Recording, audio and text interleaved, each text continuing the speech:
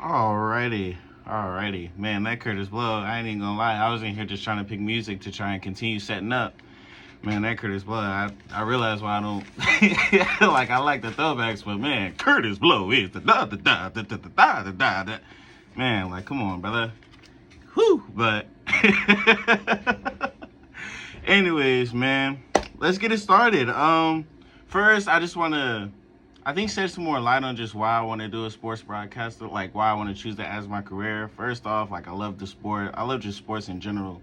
Like it's not even just basketball that I want to do. Like it's even just baseball. Like maybe doing a World Series one day. Of course, like the Super Bowl and everything like that. But like even the sports that like aren't like obviously like everybody knows like basketball and football, but like even doing a hockey game or like something like just I want to do everything, man. I'm not even gonna lie, like it's just I feel like that's just what my passion is. I feel like that's what my calling is. I feel like that's just what I've been put on this earth to do. So that's really why I'm just chasing that. Also, like I used to do YouTube and stuff like that, like in the past, and I tried to get into like the sports casting thing, and it was more so like just like the way I was doing it just wasn't really what I was rocking with. Like just trying to be more of an entertainer instead of showing my knowledge about the game and showing my IQ about the game. Like, you know what I mean? Like, not to say like I was making like personal jokes about any other players, but it's like just, I don't know, trying to be more funny.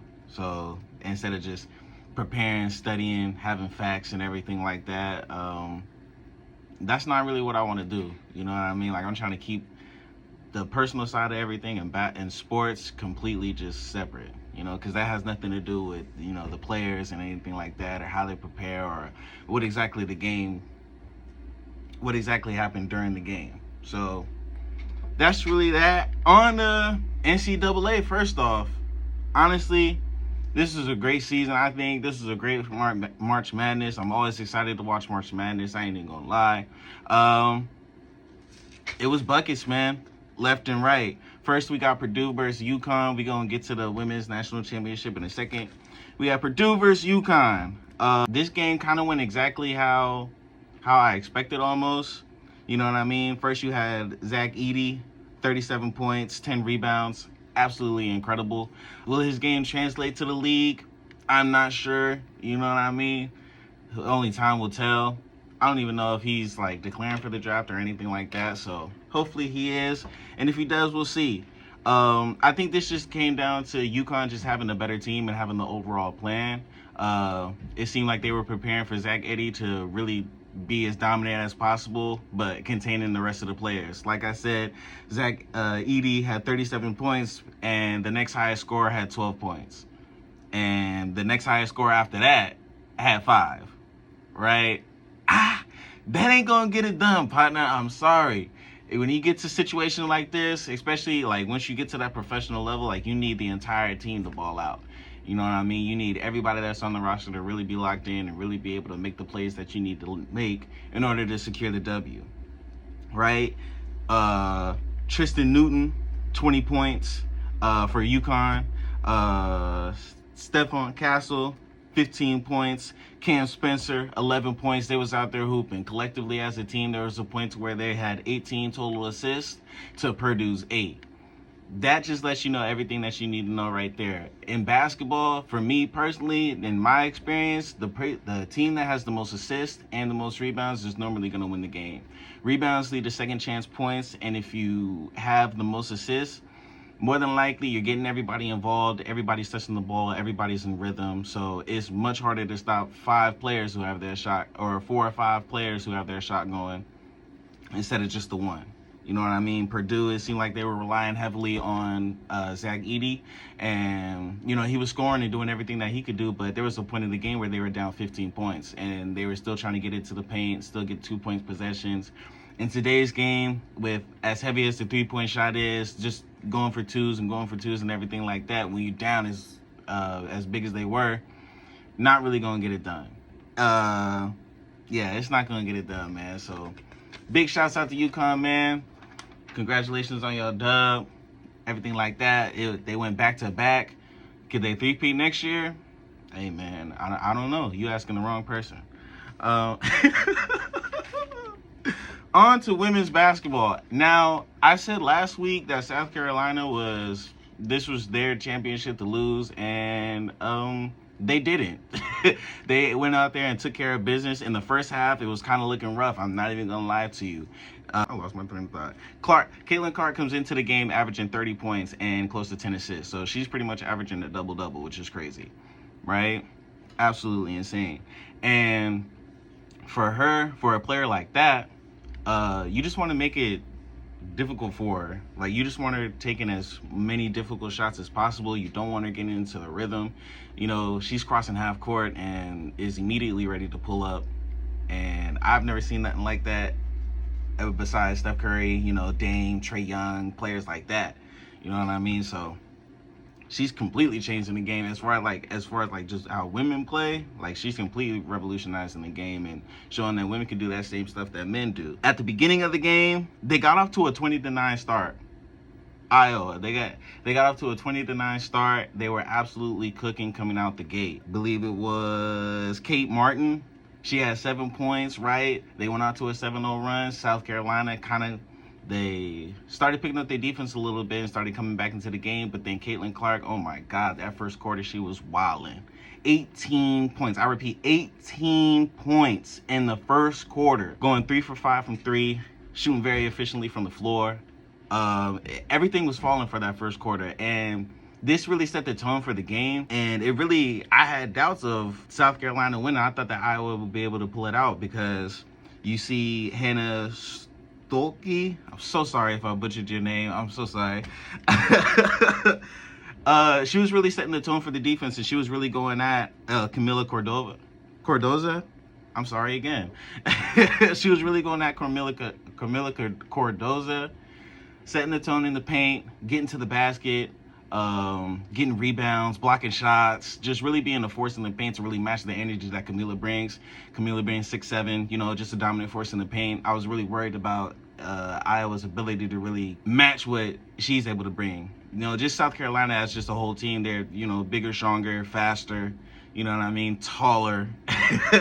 So this game honestly came down to rebounds, second chance points, points off turnovers. That South Carolina, after that first quarter, they really locked in and controlled for the rest of the game, honestly. Caitlin got off to that hot start, but then after that, towards, I think in the second quarter, she only had 7 points. Was like 0 for 3 from the field in the second quarter, I believe. Just the efficiency wasn't there. Like, it was just a complete switch. And the credit that from what I saw, the credit has to go to Raven Johnson as far as just the matchup and the one-on-one on Caitlin Clark. You see she's really taking the challenge, picking her up full court, really applying pressure. And it seemed like Iowa wasn't really, not to say that they weren't prepared for that, but it's just when you get off to that fast start, it seemed like they almost got kind of too comfortable in that situation. Felt like they had a good enough lead, and South Carolina, due to well coaching from Dawn Staley and everything like that, and all their coaching staff and everything, and all the success that they've had past, they were able to stay composed, gather themselves even with the rough start that they had. And Tessa Johnson, their freshman that they had, oh my gosh, she came out lighting up, man. I think she had close to 20 points. I think she had 17 to be exact. Shot very well from the 3. I think she was 4 for 6 from 3. And they was honestly hooping, man. Like, and another key factor for this game, right, came down to bench points.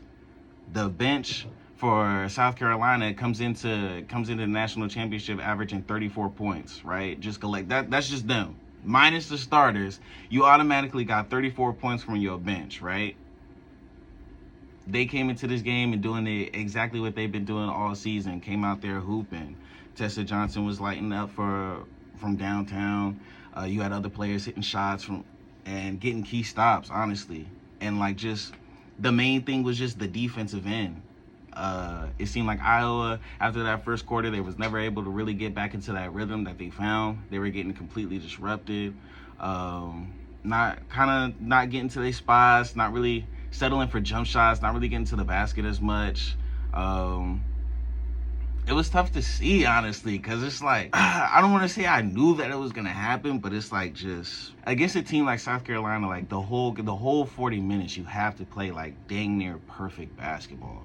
Can I say dang near? Oh, okay, yeah, we good. My fault, y'all. Y'all know I be worried about like what words I can say, what words I can't, but I said dang, we good. I'm just overthinking right now.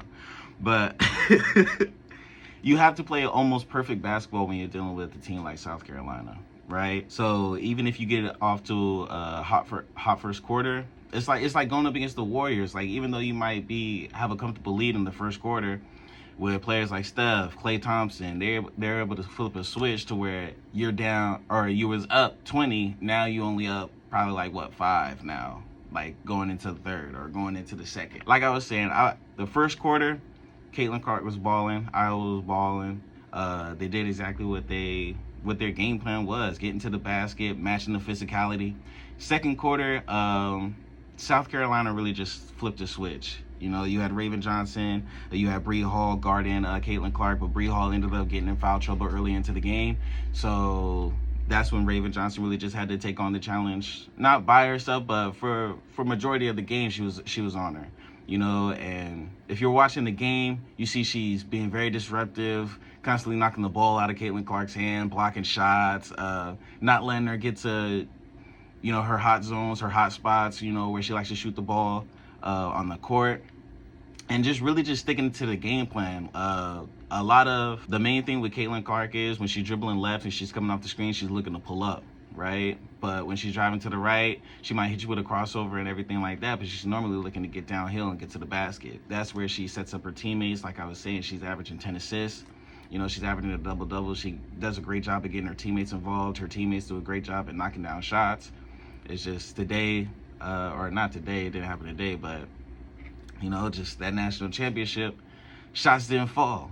And that's usually how it goes. The bench ended up finishing with 37 points, right? To, I think, Iowa's 0. Offensive rebounds, or South Carolina ended up having, I think in the first half, they ended up having like 12 second chance points. And that really set the tone for how the second half was going to go, because it seemed like every missed shot, Iowa wasn't able to get the defensive rebound.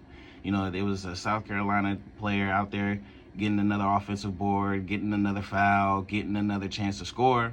And that's demoralizing, especially when, you know, you're undersized as a team.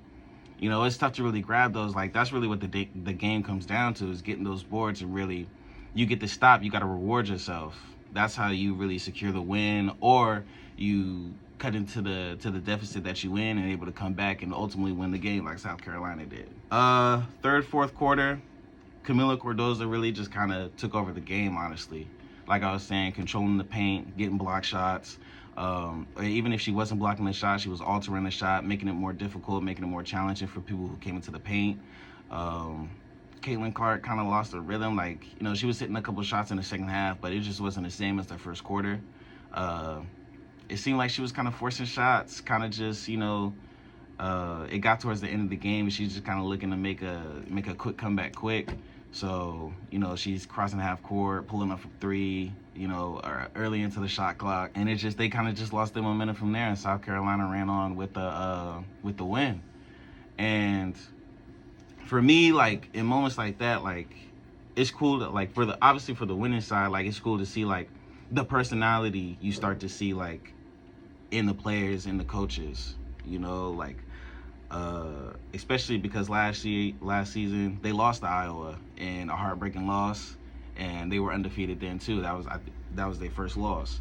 So to be able to rewrite that history, especially for some of the seniors who aren't coming back, Camila is declaring for the WNBA draft, so she's obviously going to get drafted soon, probably second pick overall, third pick overall, somewhere around there. You know, it's always good to see, because with athletes, the work that they put in behind the scenes and everything.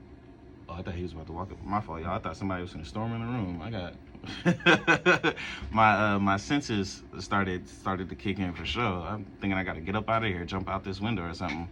But where was my train of thought, man? Welcome back. Or why am I saying welcome back to y'all?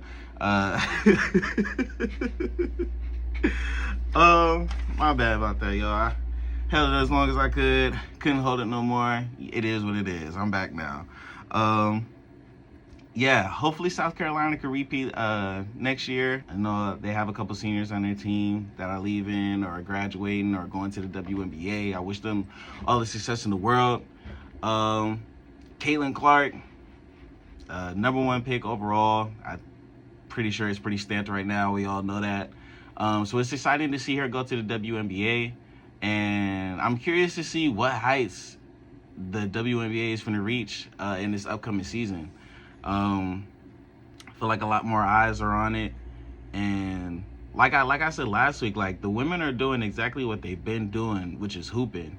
And I feel like people are starting to notice that now, and not only just notice it, but respect it a whole lot more, because you have hoopers like Maya Moore, Candace Parker. You have a whole lot of women, Sue Bird, Diana Taurasi, who are Hall of Famers in not just, I don't want to say just women's basketball, but just basketball, period. Like, you know what I mean? Like, there's a lot of hoopers out there, female hoopers, who, I ain't gonna lie, you put them on the NBA court, there's a lot of NBA players getting cooked. Sorry, fellas, but that's just what it is. You know what I mean? These women is hooping different out here now. They dogs.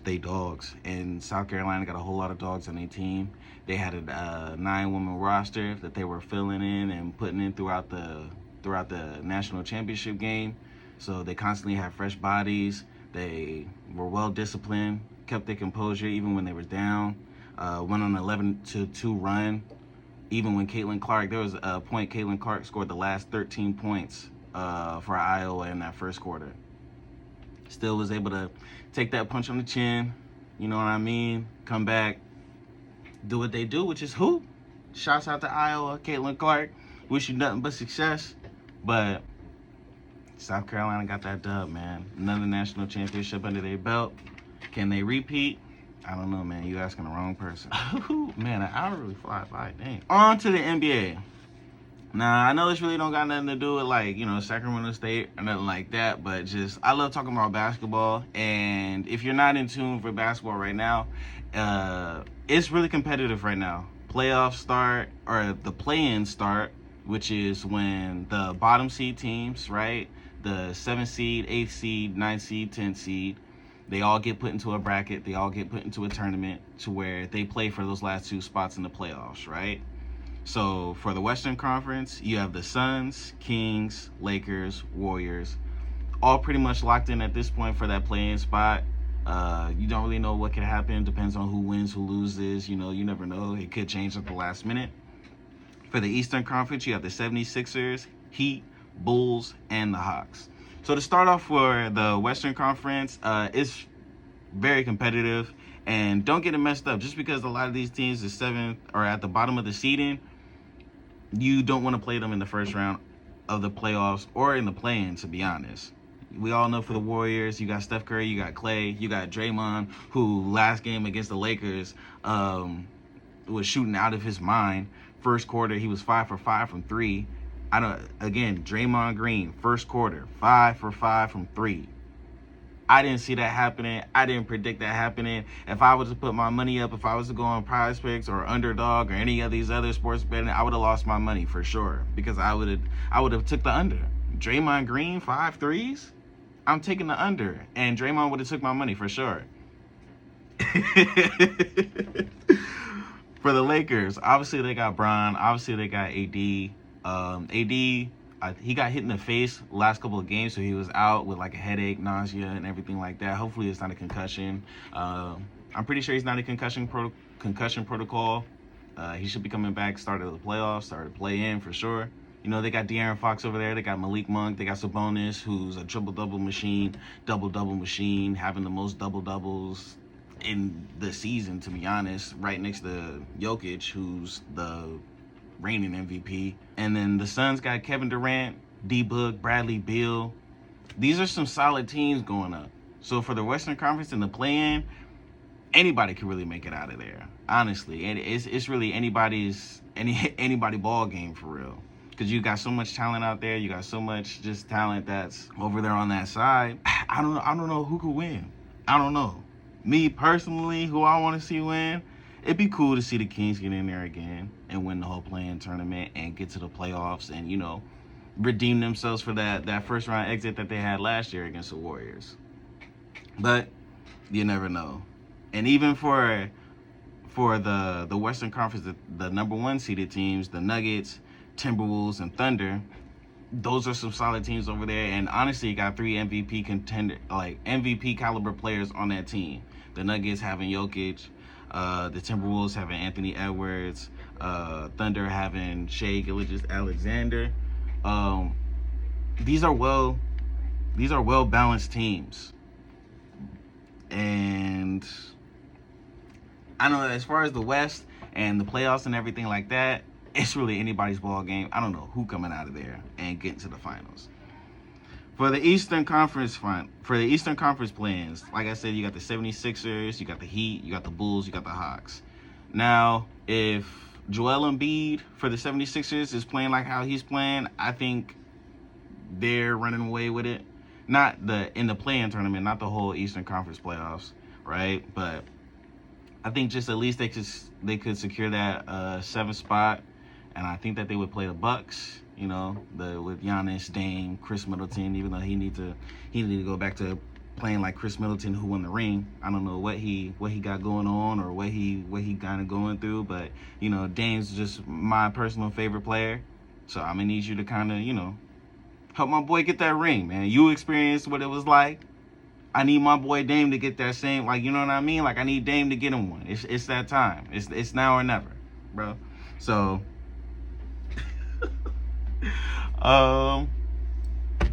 yeah.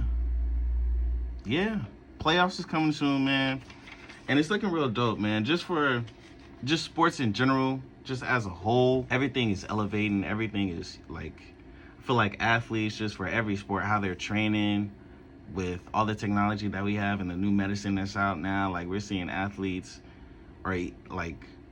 Even at a younger age, we're seeing kids in high school dunking, East Band, 360. I would be lucky to get a fast break layup when I was playing in high school. And I'm talking about when I was a senior. Man, these kids out here, 8th grade, grabbing rim, freshmen, you know what I'm saying? Getting posters, getting body bags and everything like that. And it's just amazing to see. And it has me curious of where exactly, just sports in general, years down the line is going to be, what athletes are going to look like, how's the game going to evolve, right? Because basketball, just focusing on basketball, it's 3-point heavy, it's fast break heavy, it's getting up and down the court, it's, you know what I mean? It's not really the half court setting, it's teams that obviously every team runs a half court setting. Obviously every team has to be able to have some type of play or some type of system in the half court setting. But teams is looking to get out in transition. Teams is looking to get able to run up and down the floor, which is why when it gets to playoffs and we get deeper into the season, teams start falling off and teams start, you start seeing teams really kind of struggle a little bit to score because they don't have no half-court offense. They don't have any system that they're really playing. It's just one-on-one basketball. You start seeing the IQ for some teams really ain't there. They don't really know the game of basketball how they really should. So it's exciting to see. Again, just talking about the women's college basketball. Man, it's exciting. I'm excited for next year. I'm excited for Paige, for returning to UConn. I'm excited just to see the opportunities, even with Juju. She gonna come back. She gonna hoop. I think she could go to the league now, but I don't really know what her decision is. Shouts out to her, whatever she decides to do. Yeah, man. We got 20 minutes left in here. I appreciate y'all stopping by, talking about some basketball with me. I'm gonna get one more song going, and I'm gonna get on here, share some of my late show thoughts.